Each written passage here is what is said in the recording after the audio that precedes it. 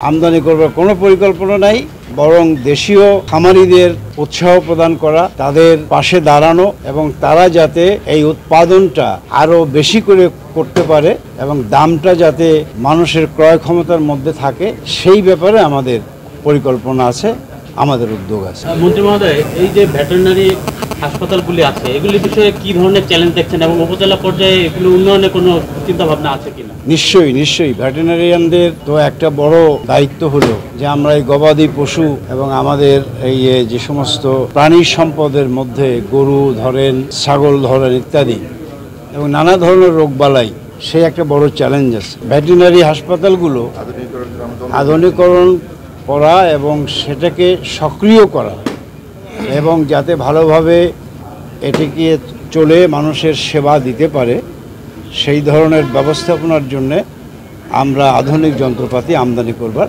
সিদ্ধান্ত নিয়েছি। উদ্বুদ্ধ করার পরিকল্পনা তো আমরা ইতিমধ্যেই নিয়েছি। যেমন আমাদের একটা বিশ্বব্যাংকের প্রকল্প আছে, সেই প্রকল্পে যে খামারি 100 টাকা বিনিয়োগ করবে তাকে আমরা সেখানে 60 টাকা আমাদের জায়গা থেকে দেব এবং সেই টাকা একটা স্বল্প নামমাত্র সুদে এবং সেই টাকা ফেরত দিবার ব্যবস্থাও আমরা দীর্ঘ সময় নিয়ে তাদের সেই সুযোগটি দিচ্ছি।